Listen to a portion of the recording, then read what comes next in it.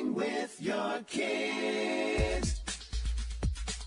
Hola, ni hao, konnichiwa, assalamu alaikum, shalom, mahaba, wanji, namaste, jambo, bienvenidos.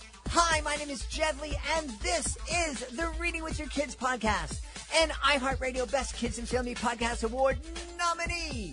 We are so delighted and so very honored that you join us in our mission to help all families grow closer through reading. Please be sure to tell all of your family and friends about the show. Tell your kids' teachers, their librarians, their principal, and please be sure to subscribe to the show on the iHeartRadio app, on Audible, Amazon Music, Spotify, Apple Podcasts, Good Pods, Podcast Addict, Ghana, Himalaya, wherever you find your podcasts. This episode of the Reading with Your Kids podcast is brought to you by At Nighttime, We're All the Same Size, written by Maurice Sendak. Some of you might recognize the name Maurice Sendak. He's also known as Murray the Magician. He has been a Las Vegas headlining performer for decades. Phenomenal performer. Murray was on the podcast not too long ago, and he told me that he was inspired to write this book over the pandemic when he noticed that his rescue pup, Bailey, a little chihuahua, was terrified of anybody that was standing over him. But when the person would lie down, and when Bailey could be eye to eye with that person, well, then Bailey was really quick to cuddle up and get close to that person. Murray hopes this book will inspire all of us to spend more time trying to see eye to eye to get along and to not judge a book by its cover. You're going to love this book. It really is adorable. It's really cute, and you're just going to love it. At Nighttime, We Are All the Same Size, written by Maurice Sendak. This episode of the Reading with Your Kids podcast is brought to you by Snoodles in Space. A snoodle, the Zoodle Cadoodles, and one happy schmoodle. Written by our friend and award-winning author, Stephen Joseph. I love this book. It is amazing. In this book, when the Zoodle Cadoodles from the planet Zoodle abduct Norman Noodle and Sally Strudel, the Zoodle Cadoodles threaten to take all of Earth's noodles unless they perform the necessary brain operation on their grand leader, Cloodle the Grand Roodle, and fix the spaceship's failing engines. One problem, Norman Noodle and Sally Strudel are simply fakers. Sour Cruderman's pickly, peppered, purple, propulsion-powered pickle invention is their only hope. But will he unite with Herbie Schnoodleman to save the planet? The answer is here in this wackadoodle tale from outer space. We love this book. You're going to love it too. It is Stephen Joseph's latest book, Snoodles in Space, a snoodle, the Zoodle Cadoodles, and one happy schmoodle. Boy, oh boy, this is going to be a fantastic episode of the Reading with Your Kids podcast. Joining us right now from right outside of Philadelphia. She is here to celebrate her great new book. It's called Good Books for Bad Children. Please welcome to the show, Beth Kephart. Hey, Beth, how are you? Yeah, I'm so good. I'm so happy to be with you. I'm delighted to have you on. Beth and I just engaged in a fantastic conversation. We should have recorded it for the podcast, but I'm sure that this conversation is going to be even better. Beth, why don't we start off just what is this title, Good Books for Bad Children? I'm sure people hearing that, their first reaction is, what do you mean bad kids? Who are you talking about? But aren't the best books for the best bad kids? That phrase, Good Books for Bad Children, is Ursula Nordstrom's phrase. And Ursula Nordstrom was probably the best children's editor of all time. Through her came Maurice Sendak's Where the Wild Things Are, Margaret Wise Brown's Goodnight Moon, so many books that are familiar to so many of us. And she was a child's advocate. You know, she was interested in making books that weren't the ordinary books, books that helped children who might be sad, boys who might play with dolls, whatever it is, she was there for them. And so it was her phrase, it was her sort of little defiant, I'm making good books for bad kids, knowing all along that she was working harder than any editor ever had to create the stories and the art that children really need. Well, I love that, and I was probably one of the bad kids that she was thinking about, because way back when, almost 100 years ago when I was a kid, Where the Wild Things Are was, one of the books that caught my attention, and like a lot of kids, I thought books reading, that's for girls and kind of kids who are getting all A's, and I wasn't a bad student, but I wasn't getting all A's. I needed to get out and play baseball and football and get in fights and all that other kind of stuff. And I probably didn't let people know that I read when I got home. So did you have a secret copy of Where the Wild Things Are? And you want to hear a story about that book? I do want to hear a story. I had a copy. I don't know if it was secret, but I do want to hear that story. So Ursula Nordstrom met Maurice Sendak when he was actually a window designer for FAO Schwartz. So he was sketching in his notebook at lunch, but during the day he was designing windows for that big store in New York City. And Ursula had heard about him, and she went to meet this guy, and she liked him. She liked his work, and she began to encourage him to draw for her. She would pair his drawings with some of her writers, and he would grow by meeting Ruth Krauss, for example, or Crockett Johnson. And he, though, really wanted to write his own book, write and illustrate his own book. And Where the Wild Things Are was in his head for a long time. But he had a problem. He did not know how to end the book. And Ursula typed out letters to her writers and artists, and they were collected by Leonard Marcus in an incredible set of letters called Dear Genius. But Ursula didn't write a lot about herself, except she did a novel for younger readers when she was, in the middle of her career. But she did write one small chapter for a book about editing children's books. And in that chapter, she tells the story of sitting with Maurice, and he's saying he wants to get Max, the boy, home, but he doesn't know how to get. And, there's only a few words in this book. He doesn't know how to get Max home. And Ursula kept saying to him, well, what does Max want? Why does he want to get home? And Maurice finally said he wants to get home for this particular reason. And Ursula said, well, how is that not a book? How is that not the right ending? And she released him to create a book that 10 years ago, and I don't know the number now, had sold more than 20 million copies. And I'll tell you something else about the book that I think is interesting. It had been out for a while. New editions were being produced. And at the time, librarians, teachers, parents, and children would write to Ursula. And some would have complaints about some of the books that she produced. And one of the complaints, oddly enough, the very last part of this book, and into the night of his very own room, Max goes, where he found his supper waiting for him, and it was still hot. That's what Maurice had written. Well, some parents are saying, warm is better. Hot would burn a child's tongue. And so there was this whole discussion about whether or not to change the one word from hot to warm, and hot prevailed. I'm glad Maurice's initial words prevailed. And I don't know if I'm glad that these silly debates have existed forever. But that's a really funny story. This is incredible. I'm amazed that there are kids and parents who, I guess I shouldn't be amazed. I should be embarrassed at my own kind of ignorance that people were so aware that there was an editor behind this book, and we should write to that editor. That thought would never occur to me. I don't know. That's a beautiful question. I don't know how, especially young kids, and I had told you when we were talking before, so maybe we do that now.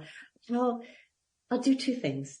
The sales team of the publishing house had the first response. What were booksellers saying? What were parents and teachers saying about a book that was about to come out? And Ruth Krauss, in a book illustrated by Maurice Sendak, and I have in my hands an original edition. It's called A Hole is to Dig, a first book of first definitions. And I'm going to read this just up until 2 or 3 pages. Sure. So it sounds like this. Mashed potatoes are to give everybody enough. That's a definition. A face is so you can make faces. A face is something to have on the front of your head. Dogs are to kiss people. Okay, it's funny. It's interesting. There were some parents who were upset by the pages I just read. Why? You are going to be encouraging children to make faces. And so, okay. But Ursula, having gotten early wind of that, said, no, we're going to do this book. Talk about good books for bad children. Go ahead and make some faces. Go ahead and think that mashed potatoes are, to have enough. That's what it is to be a child. And Ursula often said about herself when she was challenged, you don't have kids, Ursula. You didn't publish any books of your own. You didn't go to school for publishing.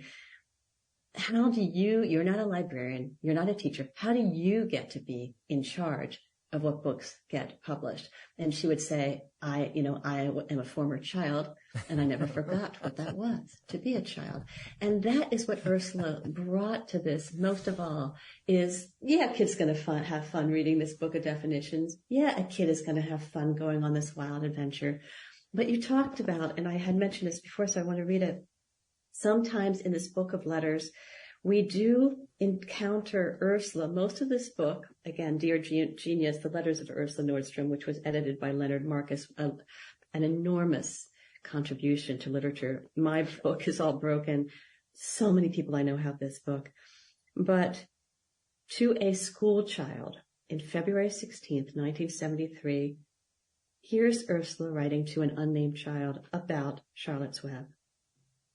Your letter about Charlotte's death has come to me because I published the book, Charlotte's Web. When I read the manuscript, I felt exactly the way you now feel. I didn't want Charlotte to die, and I too cried over her death. What I think you and I both should keep in mind is that Charlotte had a good and worthwhile life, and she was a true friend to Wilbur. And something to be glad about is that she had all those children.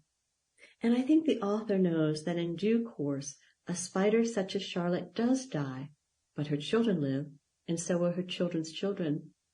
This may not be of much comfort to you now, but perhaps as time goes by you will understand why E.B. White had to tell Charlotte's story the way he told it. Thank you very much for writing and for sharing your feelings with us. This letter would come maybe just to Harper's, and it would be, passed on to her. This woman's enormously busy. She's clacking at her typewriter really fast.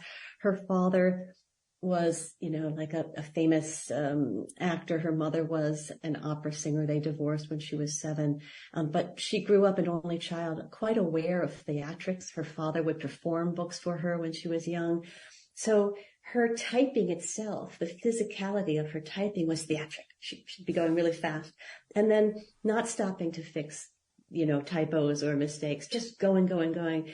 And to think of a woman having as much as she had to do and stopping to craft that beautiful letter to a child tells you everything about Ursula, because she had a reputation for being a little sarcastic sometimes, a little tight, but she also had this huge heart, this huge love for kids. Well, that's obvious in that letter. I mean, it really is beautiful because not only did she take the time to read it and respond with such a well thought out letter, but like you said, she had to type it and then she had to put an envelope and put a stamp on and paid it. It's not like today where we can hop on our phone and, answer something with a, 180 character message. What a beautiful, beautiful person. I love that story. If I don't know anything else about Ursula, from that story, I knew I'd love to hang out with her for a bit. And she had, for example, John Steptoe, who was very young. He was a teen, like 17, 18 when they met. African-American, very talented illustrator and storyteller. And she, one of the things Ursula would do, which doesn't happen now, is her door to her office was open. If somebody wanted to come and they said, I have illustrations of a story, she'd let them sit at her desk and explain these to her. And she would say, that's not a story, or that's a story, or come back to me with a little bit of advancement on that story. She opened her. And she was also always reading magazines, looking for the talent of a Shel Silverstein or something like that. But this young man, I think I should know, but I don't remember at the moment, was brought to her attention, and she was like, I want to publish his books. But he got stuck. And in Good Books for Bad Children, I tell part of that story where she assures him, essentially, you may be young. This may be your first book. These aren't her words, but this is your story. And I'm here to help you think it through, but I am not going to dictate to you your story. So she was constantly opening doors. And when she was wrong, for example, she didn't like Harold and the Purple Crayon. She said, I don't really like this book, but they published it.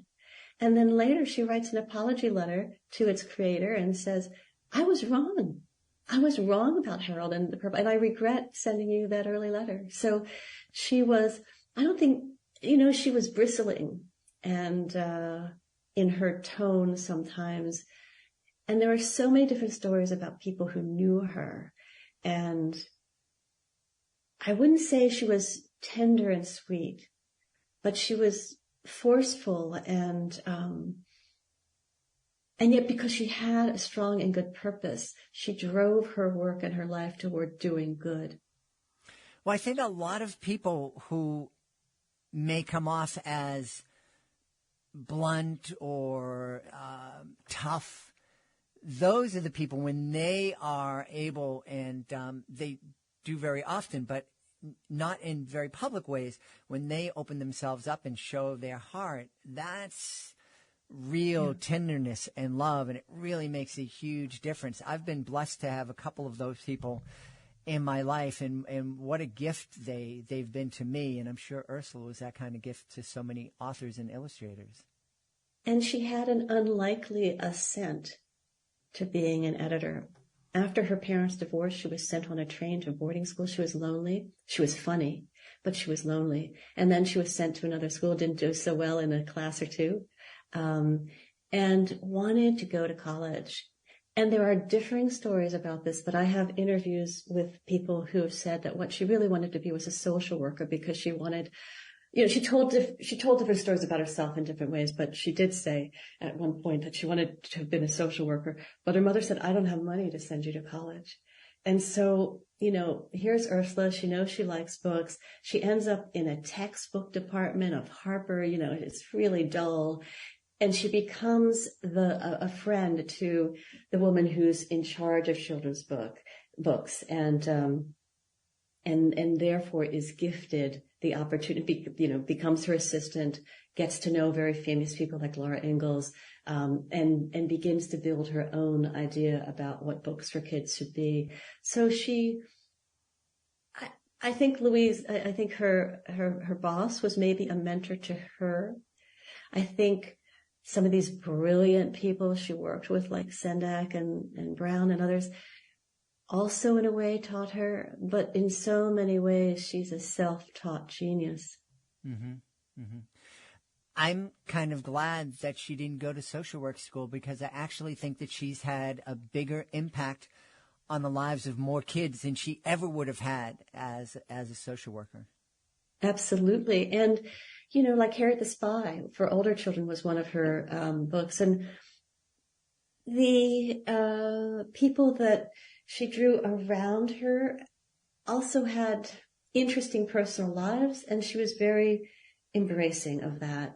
And she herself had an interesting personal life. So there was this pretty large group of people, artists, writers, thinkers, who filled her life, who brought her presents like a dog or a big U for a necklace.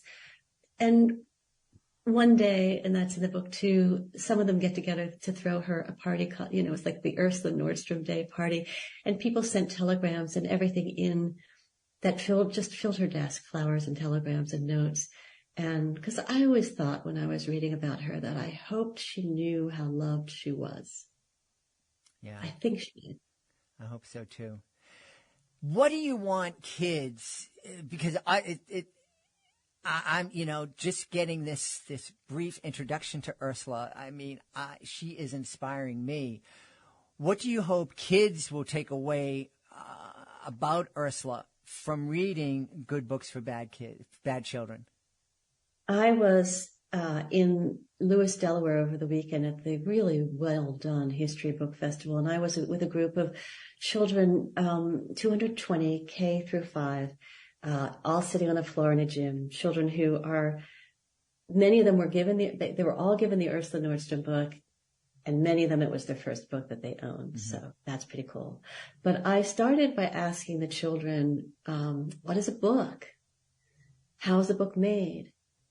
And the answers were gorgeous and telling, and the kind of conversation I want parents, librarians, teachers to have with kids, because even famous editors like Robert Gottlieb, who was Bill Clinton's editor, he, in being interviewed by Terry Gross, before he passed away, Terry asked him, did you ever know what an editor was when you were a kid? He said, no, I never even knew an editor existed, that the job existed until I was in my 20s. And Terry Gross said, neither did I. And when you're out in schools with kids and you ask them, where does a book come from? The answers were, they always knew that there had to be words. And for them, there always had to be pictures. But then the great mystery of it, like I was asked, how do I get the color into the pages, and you start, and so you start to really think about how much more glorious the idea of a book will be to kids who see that it's not just something, you don't just hand them Good Night Moon and you read it and it's there. It's not just a product. It is the creation of, it begins with an idea and somebody has to say yes to an idea. It gets better and better over time. An illustrator has to be brought on. Does the illustrator share the vision of the artist? Is the artist's vision the same as the editor's vision? And then the book itself has to be designed. How big will the type be? Yes, I have the pictures. Yes, I have the words. I'm looking at Goodnight Moon now. Some of these spreads are in black and white. Some of them are in color. Sometimes the words are way up in the left side of the page. Sometimes they're down below. All of these decisions that have to be made. And what I want, like what do I want? I want kids to be thinking about those decisions, and then I want them to write and illustrate their own short stories and to have an editorial partner and do a switch. And I want the muscles to be built early on in kids, in terms of, well, maybe I could make Bernie's story a little better, but I need to say it in a kind way. And I need to receive criticism and I need to have to be hurt by it. Well, what does that look like? And guided by, this is what I want if I go into the schools with a book, into other schools, in smaller classrooms. There's a grid that Chloe Bristol, who's the illustrator of this book, that she created that's just like 6 panes. And, what I'd love to see a kid draw in 6 panes and write a few words and then to switch it. And I'd love to see a unit happen where teachers are encouraging kids at that age to edit each other's work. Mm-hmm. How do you give critique? How do you receive criticism? What is better? The kids asked me the other day how many drafts. I was trying to tell them how important it is to listen and how many drafts I had done. And I said, of this book, 28, honest to goodness truth, because I named every draft by its next edition of the draft.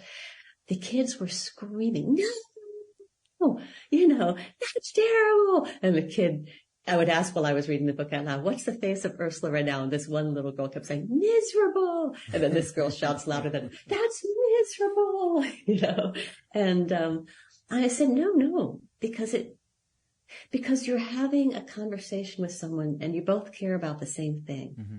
So how do you make it better? Isn't that life, right? That applies to everything. Well, as you were talking in just this moment, it just hit me. What a great skill. I think there are a whole lot. I think we have a country full of adults that need to go back and learn that lesson. Because all the fighting and gnashing of teeth that we're hearing these days, I think the vast majority of people in this country want the same thing. Right. We want to care about each other. We want our kids to be happy. We want our loved ones to be safe. We differ as to what's the best way to get there. You and I were talking about another situation in another country that we both care about. And we've seemed to have forgotten that deep down at the most fundamental level, we all care about the same thing. So why don't we learn how to talk about it and discuss it instead of saying, you disagree with me, so you're a horrible person. That's right. You disagree with me, but you probably have an idea that I could use, and I probably have something you can use, and together we can find this. And just like you were saying, hey, we both care about this story, and let's try to make it the best that we can. Yes, and I think that this book now, and I don't know if this book was not allowed into some of the schools that I went down to, in the area that I went down to, and that is because on the very last page, which is the only reference to it all, it says that when Ursula finally retires, she goes home to live with Mary, the woman she loved. And that was enough to keep Ursula's story and all these beautiful ideas out of reach of these children. And so how do we overcome that too? Because there's so much to the story that could be so good and right for all of us. And so that kind of broke my heart a little bit, honestly. Yes. I've had a lot of authors come on and say, one author said, there was a rainbow on a mailbox, and that got my book. Yes. That was all it was. I just, we're living in, well, I was going to say we're living in a unique time, but based on some of the letters that Ursula got, it sounds like this has been going on for a long time. I think it's being magnified because of the media and because of the access people have to getting their message out. And of course, the democratization of communications comes with some great things, and there's also some not so great things that comes with it. Okay. No, go ahead. I was going to say that what friendships can arise and foster and strengthen when talking about art and books. Maurice Sendak's relationship with Nordstrom was beautiful. And yet he went on to another editor at one point. I don't know if I'll be able to easily and quickly find this, but she writes to him about how, I don't think I will be able to, how much her life had been broadened and stimulated by her friendship with him. They remained friends, of course. And at one point, here's the great Maurice Sendak. And she's writing to him because he's clearly written to her a letter that we don't see in the book, but in the letters book. But clearly he's doubting himself. And she's saying to him, you don't have to be Tolstoy to have an impact. Mm-hmm. You are this. You are this other kind of writer, this other kind of artist, this other kind of storyteller. So I think there's so much that Ursula has to give us. And when I was on a panel this past weekend, I have to tell you this. We might have to end on it. I don't know what timing is here, but so we had the K through 5th graders. This is not the panel. This is me and the gym. And then they let the K through 3rd, I think, go. Then all the 4th and 5th move up because they have other kinds of questions. Mm-hmm. And this little beautiful girl says, Are you Ursula Nordstrom? And I told her that was one of the most brilliant questions that I've been asked, because in order to tell this person's story, you have to get inside Ursula, but you can't pretend you are her. So, for example, there are quotations. Ursula's quoted in this book, but every single thing she actually said, it was documented. I don't make any of that up. When I talk about this book, when I take it out into the world, it is not Beth Kephart thinking that, I've written this book, I want my book out there. I think entirely that this is Ursula's chance to be revealed to a new generation of kids and the people who love them. And that's it. So there's too much ownership sometimes in books. Like, this is my Ursula Nordstrom book. No, I never say that. Never. I just say, here's Ursula. Mm-hmm. And that little girl, am I Ursula? I'm not Ursula, but I'm behind Ursula, getting her into the spotlight. Yeah.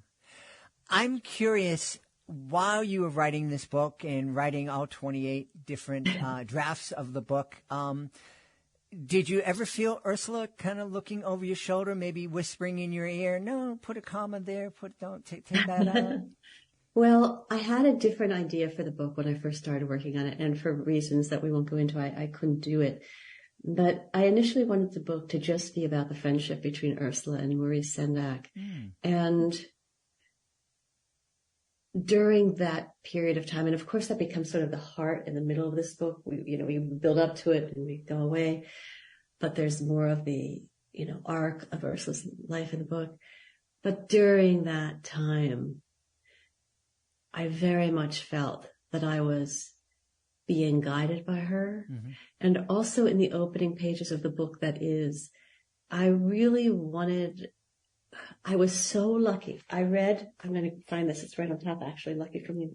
I read every single thing that I could find on Ursula, and that included reading old publisher weeklies, from like the 1950s.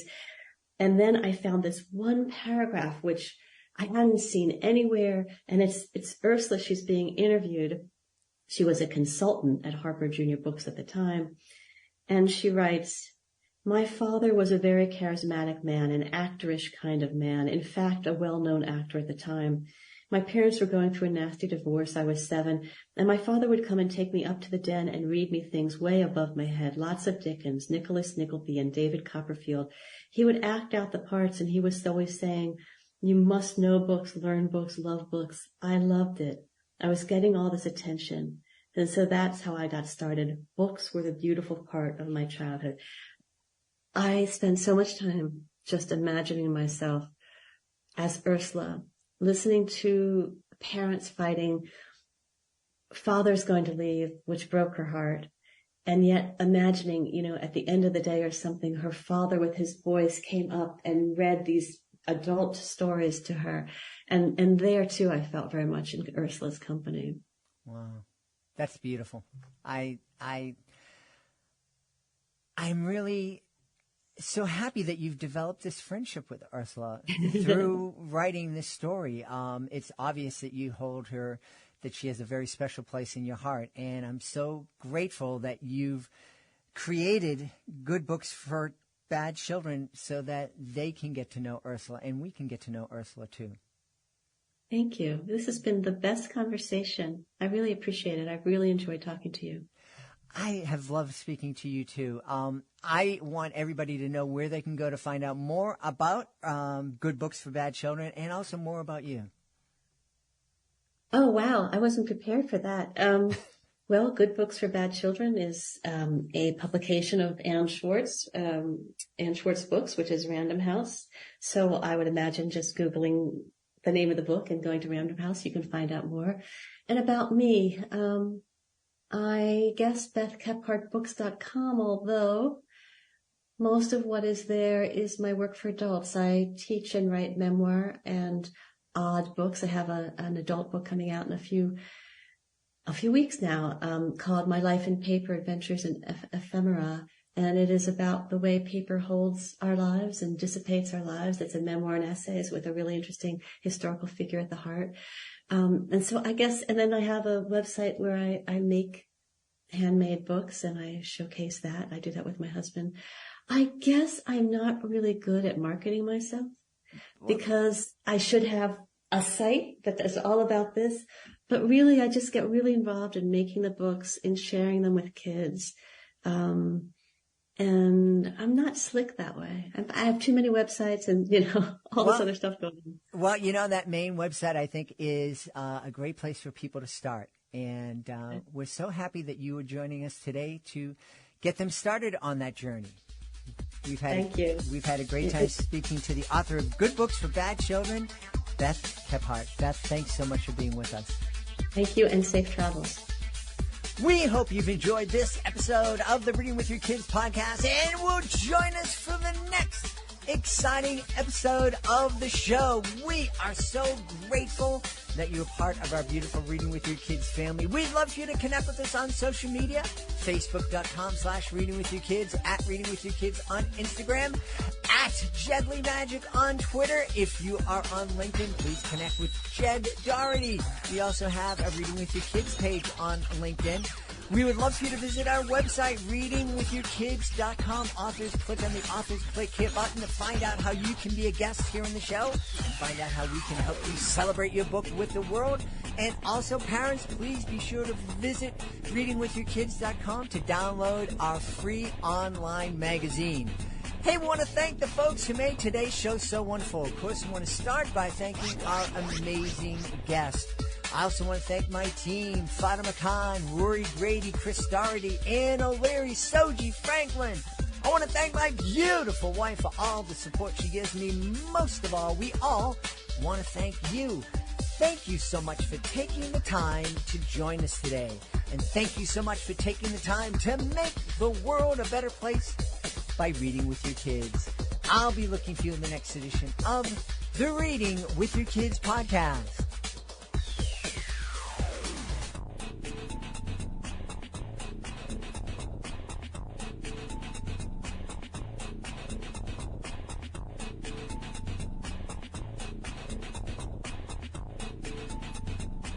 What?